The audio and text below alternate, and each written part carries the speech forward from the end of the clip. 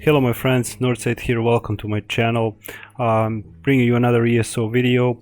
Now, if you pre-purchased Elsweyr on 20th of May, the chapter became available for playing, and other than that, the game will launch on June 4th, so I want to talk about it a little bit. Now, as I pointed out in my previous video, why I moved on from the game I played for 6 years, in this one I would like to touch on some pros and cons, not just about Elsweyr, but I would like to touch on general ones also from a new player perspective. The gameplay you are seeing in the background is one of the main storyline quests, and in the new chapter Elsweyr, as I said, me and my friend Stefan went on to face the dragons. He has the dragons, and I love all and everything about the dragons and dragons related stuff behind it. And yeah, as you can see, I really love dragons. What can I say?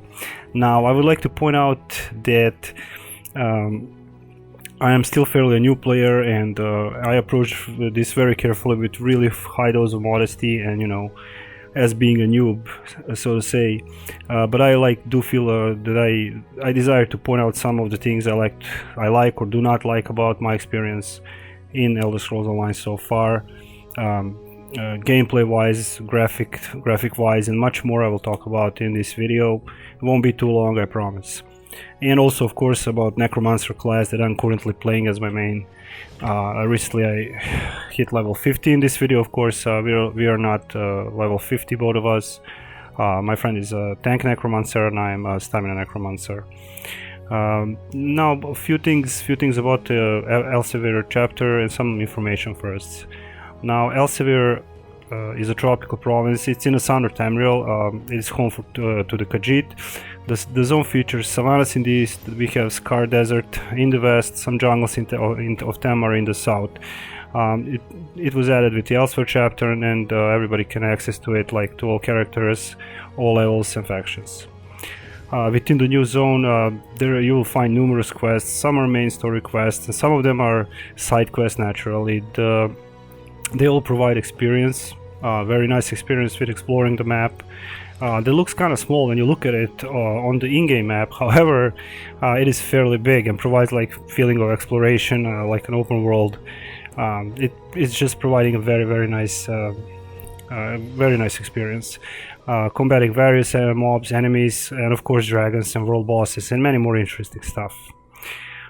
Aside from quests, as in previous zones, there are 6 new public dungeons. Or 3 plus the other ones. For you who do not know what public dungeons are, player basically enter there alone or with friends, and since it's a public dungeon, you will see also other players there. They're not even in your party or whatever, but everything is in the same instance. So those players will be going through them and fight mobs, fight bosses. You know, a lot of good stuff. Nice graphics, of course. I will mention graphics many times, as I found graphics in this game very pretty. These bosses also have a chance to drop valuable items from weapons, gear, motifs, things basically you can actually sell in your trading guild for main game currency, which is gold. Gold is obtainable if you put an effort to it. I will talk about it also a little bit later. There are also 2 group dungeons and 1 trial, which is Sunspire. My guild is already finished it, but about the trials I will talk another time. I'm still somewhat green for them, but I'm getting there slowly. You know, it's a progression thing. You know. Now, regarding the world bosses or elite bosses, whatever you want to call them, new ones are there, as in any other map. In other zones, the locations are marked on the map itself as usual. These bosses also drop valuables or less valuable drops that can be used, upgraded through crafting to higher level quality, and used or be sold for gold, naturally giving you profit. Just good stuff, you know, just good stuff. Now there are 3 crafting stations, player housing, crafting motifs and styles. Now, zone consists of 7 cities. We got settlements, we got farms, couple of ruins, crypts, mines and caves, and of course 3 world events throughout the entire map. You can actually see the dragon flying on the map, moving from one position to another. All in all, it's a very pretty design world. Just amazing graphics with interactive content. At least just player with choices, you know, how one will approach to it. I talked about this before, whether you're gonna go alone or with friends, or group up and do world events or public dungeons, or just play and explore the map and do quests and side quests and whatnot. It's really all up to the player in the end, and how you feel and how you want to play. I just think that's great, you know. No forcing. No, there is really no forcing. You can just casually play it relaxed, and don't worry about it too much. To touch on how the world looks, and as I said, dragons, of course, in previously mentioned gameplay in this video. This video is from one of the quests, namely this is Jode's core. It's a main story of Westline, where we need to enter what I call like a Stargate. You saw that on the beginning of the video. It's a joke, of course, but it really looks really cool. And we are introduced with the quest where we need to defeat Dragon Mulaamnir, sorry. You can see that at some end of the video. It looks pretty cool, pretty cool. And I just picked this quest as I find it very pretty. Enemies are attacking you as you're moving through a wonderful zone, wonderful environment to face Mulaamnir in the end. The mobs have help with the dragon attacking you from above, which I find very cool. You know, it gives very nice experience, of course.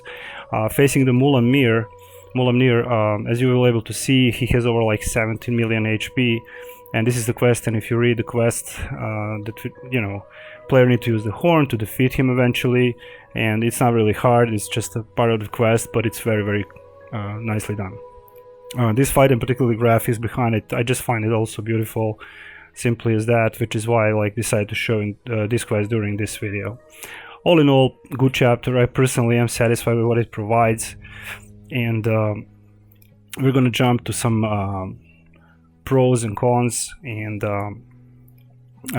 from my experience so far as a new player.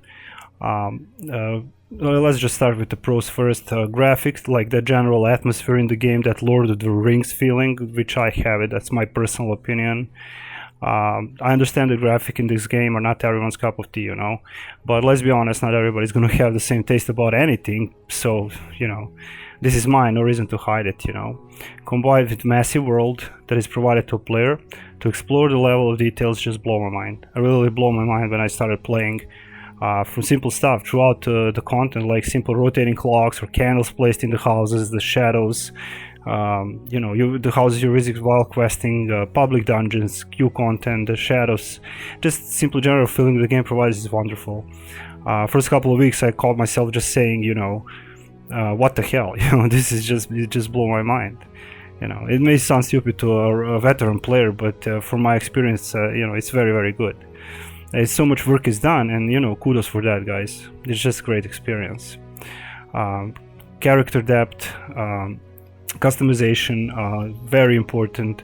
I love the skill trees, I love the options, I just love how it's all generally designed, from champion points, from skill lines, a lot of stuff. I will show that in some of my videos. Stories are well done. It's just adding to the depth of the game, which is also very important. The depth and the customization and general feeling.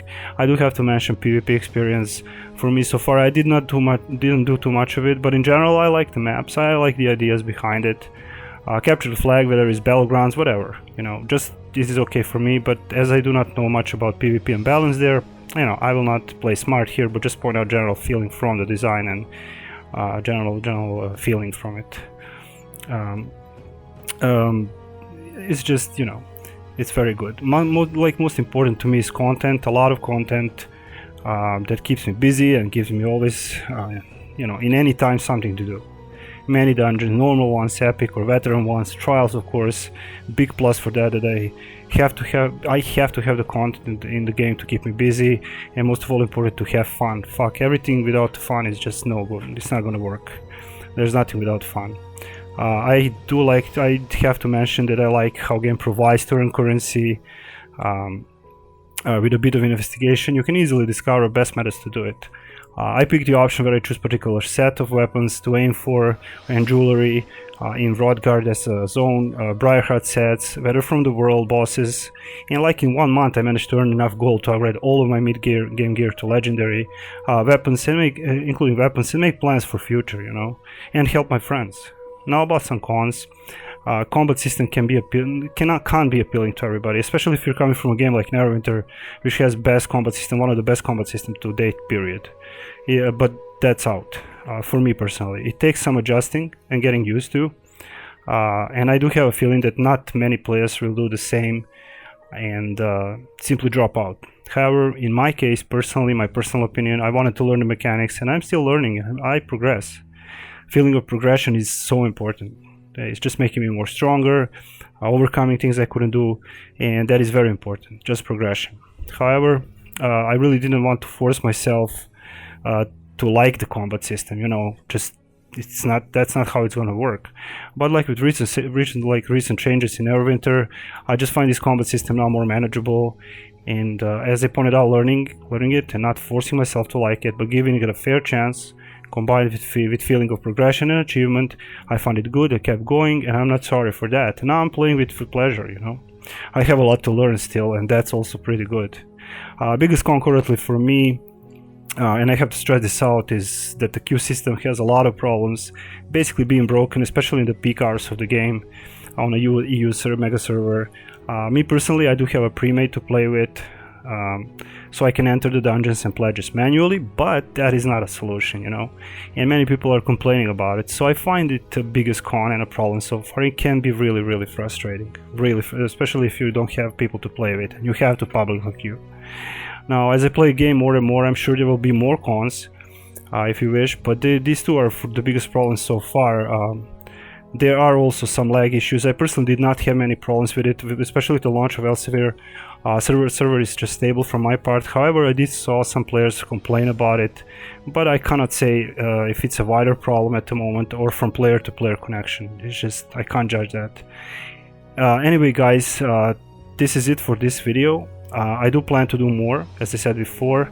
It's just a massive game and such a big experience for me. And these are my personal opinions. Leave me the comments in the comment section if you want to see something in particular. And just thank you for all the support so far, you know. I really do appreciate it. This was Northside, and Northside out. Thank you all for watching, for the new subs. Welcome to my channel, and enjoy. I will talk to you guys soon about some updates from Neverwinter. I will do some updates that I deem that it's be important to update my previous videos. So that is it for now. As I said, leave me the comments in the comment section if you want to see something in particular. I have some planned videos for the future. So that was it. Thank you all for watching, and I will see you soon. Bye bye.